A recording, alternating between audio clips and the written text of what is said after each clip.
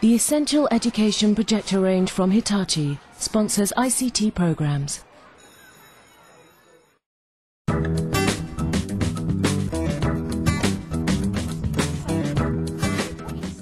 Ruth Smith, a Year 3 and 4 teacher in North Somerset, has just finished teaching a lesson about using powerful verbs.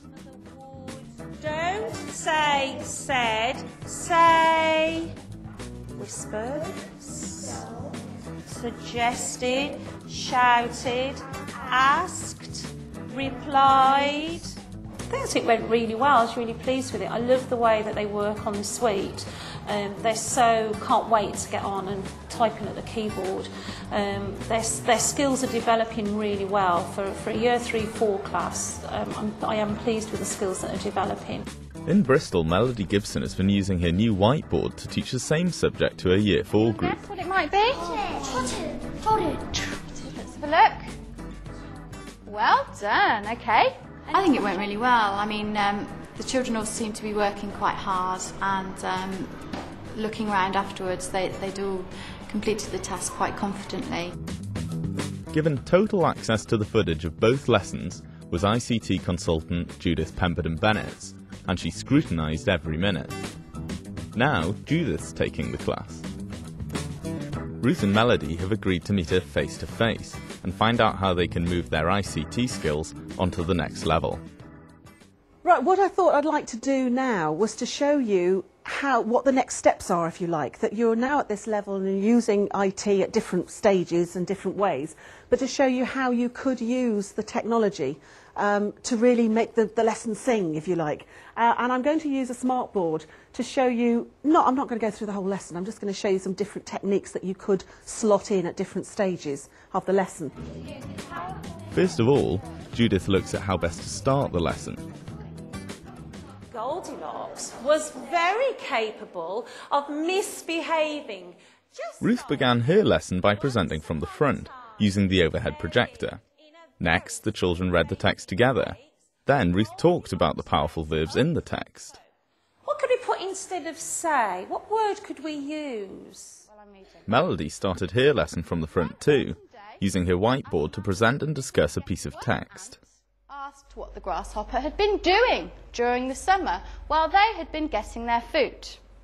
We have to beware that you don't become a kind of circus act at the front, if you like, that you're just performing to the children and they're all sitting watching, which, because we were able to watch the lessons back, we could see the children did a lot of sitting watching. Rather than you doing a lot of talking to them, let them be involved in that beginning bit more, get them moving, get them up on their feet. Because Melody, you with your small group in front of the board, you had them acting out the words. Now, you had the difficulty because the computer suite's quite tight for space because you've got 2 tables. But if you could have got them on their feet, marching around, hobbling around, stumbling around, suddenly they're part of the lesson, they're taking part in the lesson. Trotting along, okay. Anyone got any different ideas? Emma? What I liked about your group work lesson was when you brought the children close to the board. That really lit them up. They suddenly felt part of the lesson. And that's one of the things to think about, perhaps for the future of your classroom, and if you're thinking about getting an interactive board, is the positioning of your tables and chairs. You do have to rethink that, and actually bringing the children off chairs, bringing them in front of the board, it makes it much more immediate, because what I noticed, you had the children coming up to underline the words, but we had to wait for them to get out the chair, get around, all of that. And it took time and it slowed the lesson. And what we want IT to do is actually add pace to the lesson and move the lesson along. That's it. Good girl. Well done. Would you suggest that it would be a good idea to start them all off on the carpet? Yeah. So that they're much more, it's much more immediate. Physically, yes, they're in the environment and they actually feel much more attached to what's going on, and you get their attention much more, because it's very easy from the back of that room in the corner to be fiddling with a water bottle or a pen, your attention wanders. You've got them all here. So yes, I'd just move your tables back. If you've got the rooms, it's not always possible, but your classroom's quite nice and big. Perhaps we just need to rethink our literacy hours a little bit more as a school, because the suite hasn't got an interactive whiteboard or tablet PC in there at the moment, and perhaps we should all be thinking about doing the first 15 minutes minutes or maybe half an hour in the classroom, utilising what the hardware that we have there before we then go to the suite. I would definitely say that. I too taught with a suite, and I had the interactive whiteboard and projector in the classroom, so I always started off IT and literacy and maths lessons in the classroom where we were all looking at, we were doing the whole class section, and then either all of us or some of us would go into the suite to do an activity.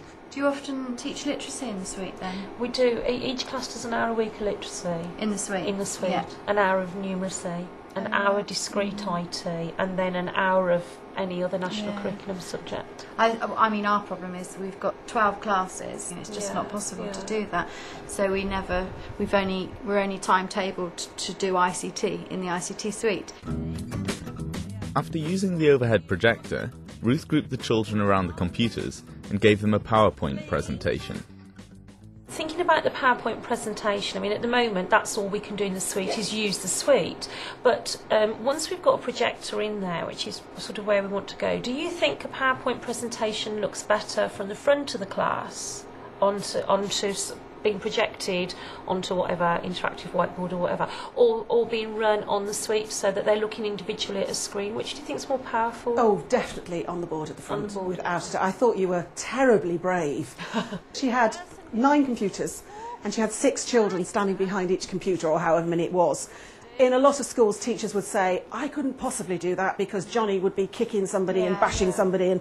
But your children were really well behaved and obviously perhaps used to that as a technique. Well, they are used to that because it's the only way they can. It's either sit at the table and not use the computers, or be there. So obviously they want to be there. But there are a lot of boys in that class, and they need a lot of support. But when it comes to things like looking on the computer and watching something like a PowerPoint presentation, then they are motivated and they But if you've got it on the front, like you had the overhead projector, you can see all their faces, you can control what's going on, because you had children with their back to you, and although you were asking questions, they have to turn around and move away from it. So no, I would definitely say project it on the front. You know you've lost the plot when you resort to choosing got. One autumn day, some ants were busily getting corn for the winter. Instead of getting, what could they be doing? What word could we use to make it a little bit more interesting? Jessica? Gathering. Good girl, that's a good one. Gathering. Whoops. Both teachers put up a block of text so the children could identify and change verbs. Ruth used an overhead projector and later the individual PCs. Melody used her whiteboard. What I would have done was actually give them a very, very limited bit of text. If you've got something like Clicker 4, then you can actually have the words at the bottom of the screen as a word bank, so that spelling is overcome. So I'd recommend you go and have a look at that if that is a problem in your school. If you haven't got that, I've tried to just use sort of generic software that you were both using without going into proprietary software. Really move the activity, make the activity much smaller.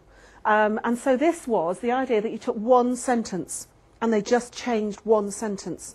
So you're still getting them to do the same thing, you're getting the same objective, but you're setting them up for success, if you like, much more. You're more able, can go with that, because they can do lots of it. And because you're using IT, they can cut and paste the phrase over and over again. I mean, you can make it even simpler than that, if you like. You can just do, Sam walked into the room and said hello. It can be really, really simple.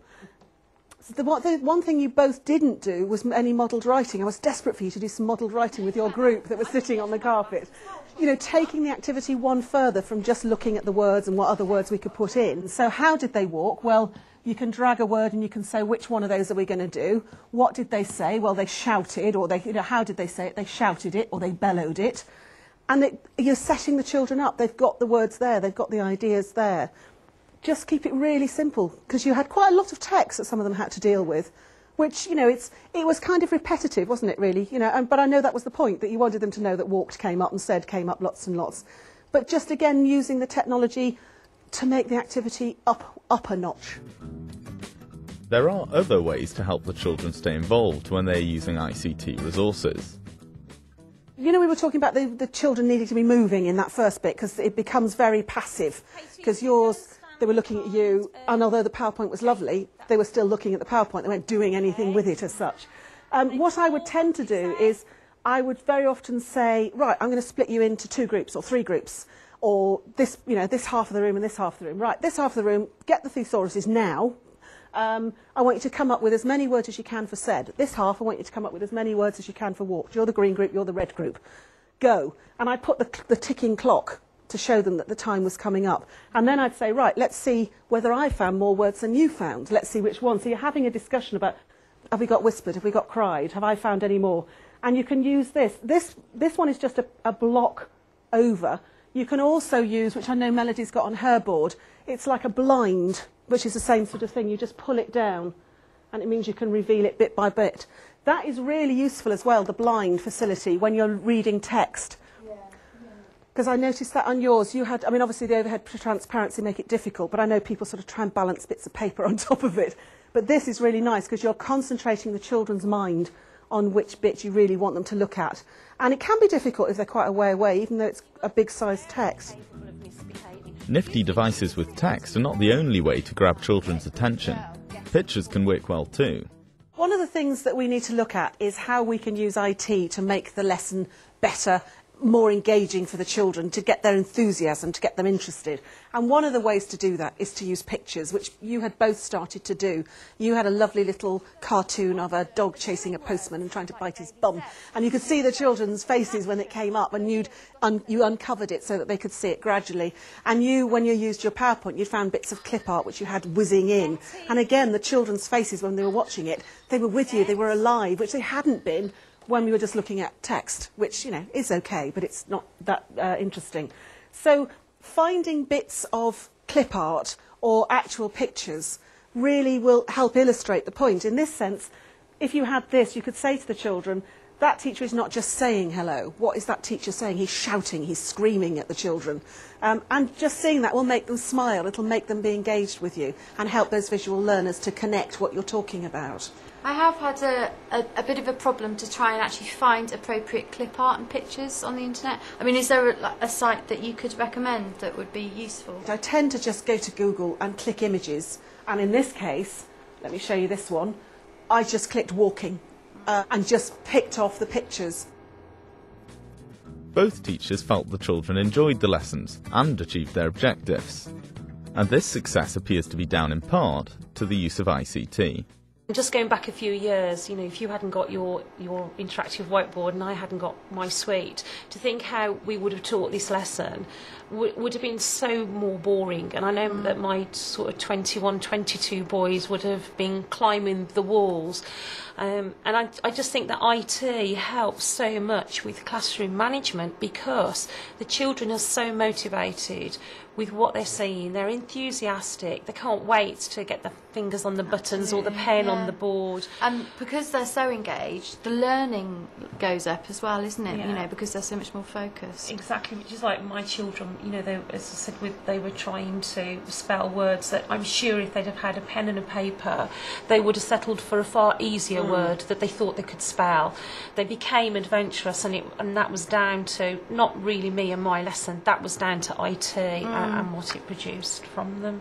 And I think equally, if in another 2 or 3 years, because you're both at the beginning of just having a whiteboard, thinking of getting a whiteboard, you'll look back again and say, you know, how much more you've moved on from there. And it might not be, the next stage will be to use the tools and use the technology to make the lesson bigger than it was. And the next stage probably will be to start looking at proprietary software that will add to the visual images and the movement to go with it. But this is a really good place to start, and we're both at a good basis to move forward for the future with that.